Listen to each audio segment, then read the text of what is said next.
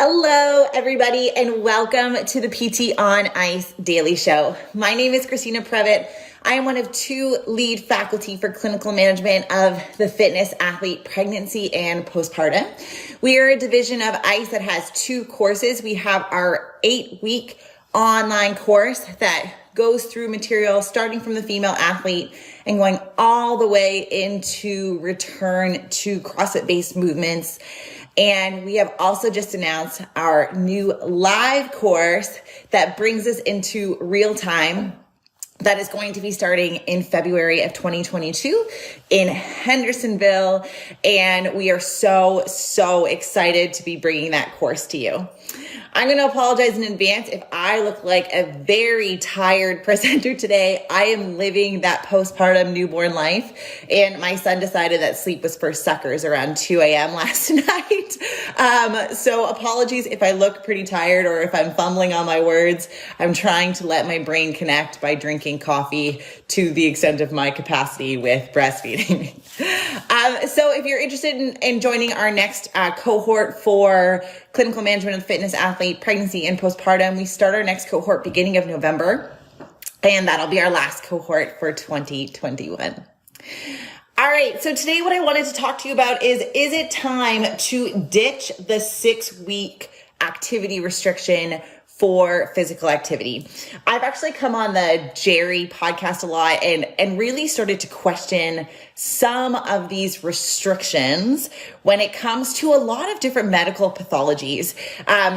We've talked about hip precautions, how we don't see an increased risk of dislocation. We talk about the cardiovascular precautions, how that 20-pound lifting restriction is often, kind of this blanket statement that doesn't apply to everybody and it never gets DC'd. I talk about how, a lot of people think that I'm teaching in two very distinct areas, but the same issues in our profession are starting to come up. One is fear-focused language, and two is very chronic underdosage. And so this might be another example where we're seeing this parallel between what's happening in the pelvic health space and what's happening in the Jerry space. So why am I talking about this? So when it comes to delivery, both cesarean or vaginal delivery, there's a general recommendation that you're waiting to do any sort of physical activity for 6 weeks other than walking around and no lifting more than the weight of your baby in a car seat. And then you go in, see your physician. That's oftentimes the only time you'll see your physician. They'll do a vaginal exam that does not include a prolapse assessment or a pelvic floor muscular strength assessment. And they will say, okay, you're good to go. And it's very unrealistic that you get the all clear for sex and exercise. But you can't go from not doing anything for, at least 6 weeks. You probably were easing off your physical activity during the end of your pregnancy to doing everything that you were doing prior to pregnancy right away, right? Your pelvic floor is still healing. But on the flip side of that, I think it's inappropriate for us to do absolutely no reconditioning to our body in a 6-week time point. The point that I'm going to make is that there is going to be a pretty big differential between some of the obstetrical factors that happen during birth and how that translates into returning to activity and returning to movement. And I'll get a little bit more into those. But the key point is, especially after an uncomplicated vaginal delivery, we may be able to be starting to recondition the body a little bit sooner. And we're starting to have evidence to support that. So this year, we actually had a new study that got released by Ingrid Nygaard. She's a researcher out of, I want to make sure I get her. She is, I can't find her. She's a wonderful researcher out of the US, but I'm not sure exactly where. And I've been following her career closely. And she just released an article that was looking at women who returned before 6 weeks at the 2 to 3 week mark to different levels of physical activity and correlated that to different pelvic floor issues at 1 year postpartum. And this was a massive study where they had over 600 women who were able to have that 1 year follow-up. And they looked at different risk factors and they put it into quantile. So the lowest 20%, 20 to 40%, and they compared across the levels of physical activity in that early time period and then compared it to levels of support. One thing that I will say is that they used accelerometer data. So what they used was heart rate response, which is totally appropriate, but it is measuring cardiovascular exercise and not really measuring the amount of weight training. So there's not going to be the same jump in heart rate response that is going to happen during weight training. So we can't really speak to that. And we can't really speak to impact. But what they showed was that individuals who are moderately physically active, but in that 2 to 3 week postpartum period, and they had a multitude of different levels of tearing, methods of delivery, et cetera, compared to those who were completely sedentary, other than some objective changes in pelvic support that were statistically significant for individuals who are vigorously active, there was no difference in pelvic floor dysfunction at 1 year postpartum, and actually some of the physical activity may be protective. So what does that mean? When we are having individuals who are exercising at vigorous physical activity, we're probably thinking that impact is high or higher. We can kind of maybe make that thought. So, it might be a little bit early to be returning to high impact physical activity after vaginal birth. But what it's starting to show is some holes in this recommendation, this blanket statement that physical activity is bad in the first 6 weeks postpartum.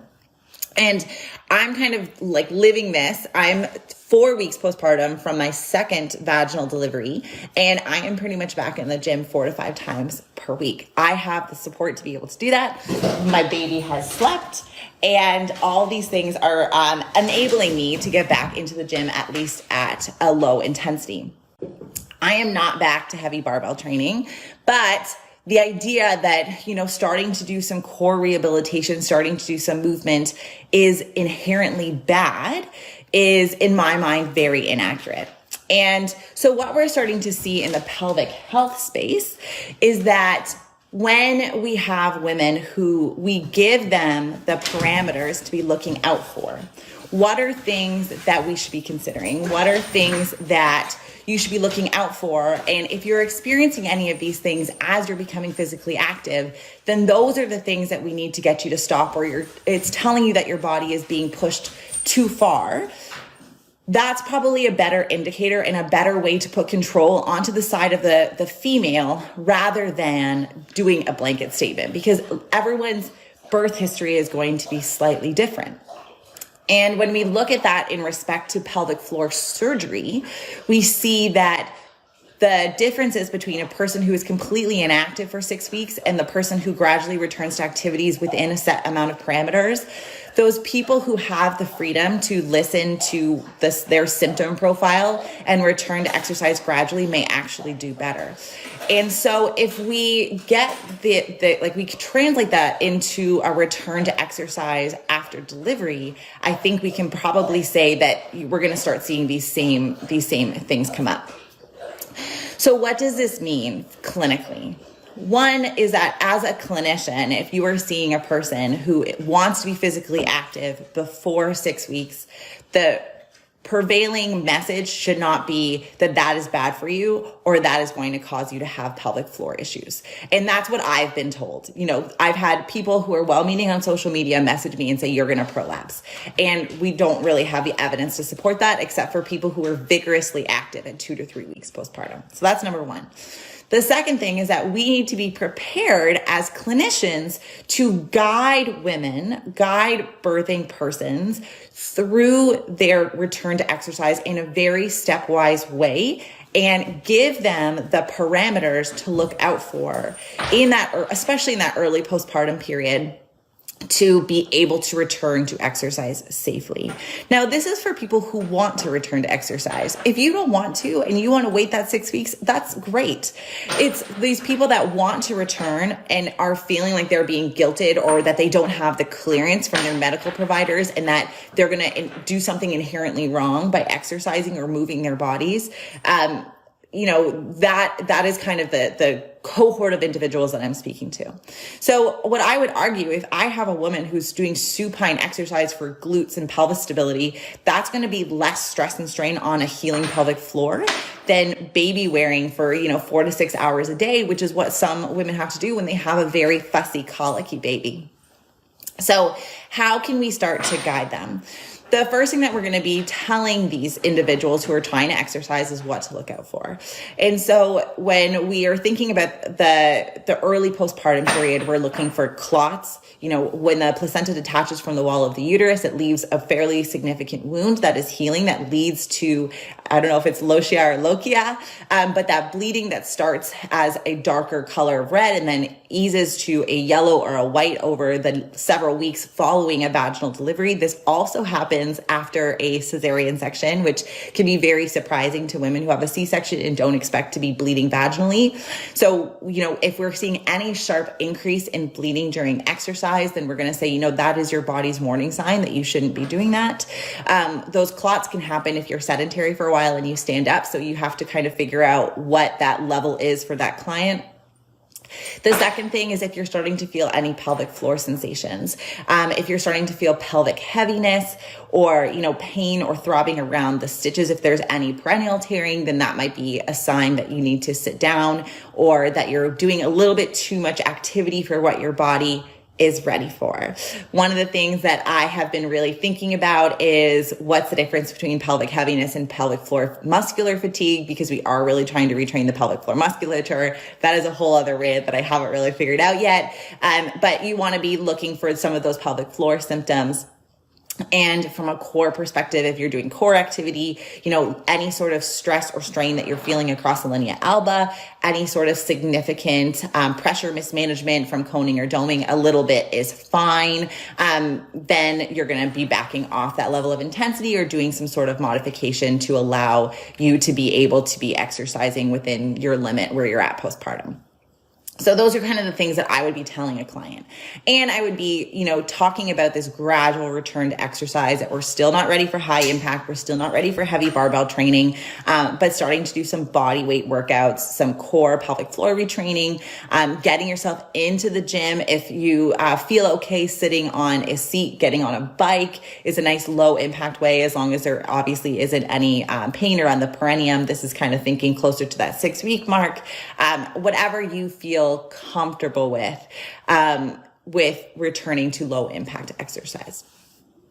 The second thing is if you are dealing with an individual who had a C-section, because we're going to have to be waiting. That's a major abdominal surgery. We have to be thinking about the wound and its healing. So if there's any weeping at the wound, any, moisture that's still at the wound, if it's not fully healed, if it's not fully closed, we're probably not thinking about doing any sort of exercise, especially that extends that wall. You're thinking more around activities around the house, splinting with movement and trying to get as much rest to heal that abdominal wall as possible. But if they are interested in getting back to different activity, making sure that we're trying to stay away from anything that's going to put extra pressure across the abdominal wall, especially in that very vulnerable early time postpartum, and allowing them to kind of know what those signs and risk factors are. Because the last thing you want is to delay any sort of healing across that incision because you took it a little bit too aggressively. So let's bring this around full circle. So when we're thinking about the return to activity at that 6-week mark, right now, our standard of care is not really giving a woman a good guideline for returning to exercise in the first place. They kind of say, go within your limits. So having a relationship with your athletes so that they know to come to you for that return to exercise is going to be really important. Number 2, there shouldn't be any shame or large fearful messaging given to women who want to be exercising before 6 weeks. We don't actually have any literature to support that, other than going back to heavy barbell work too early, or returning to vigorous intensity, high impact movements in that first couple of weeks. We have some evidence for objective loss of pelvic support, but not subjective symptoms of prolapse. The third thing is that we want to give them the criteria that they are looking for when they are exercising to know when they are pushing their body too much, because we know that athletes are very good at pushing their bodies and they will push past that discomfort thinking that it's just normal or their new normal postpartum. And then the fourth thing is that we still really have a lot of research to do. So, this traditional thought around, kind of deconditioning for 6 weeks and then gradually returning to exercise might be a bit outdated. And we need to think about how we can bridge that gap so that we can meet athletes where they're at, meet exercisers where they're at, and try and keep their pelvic floors strong and supporting them for many, many years to come.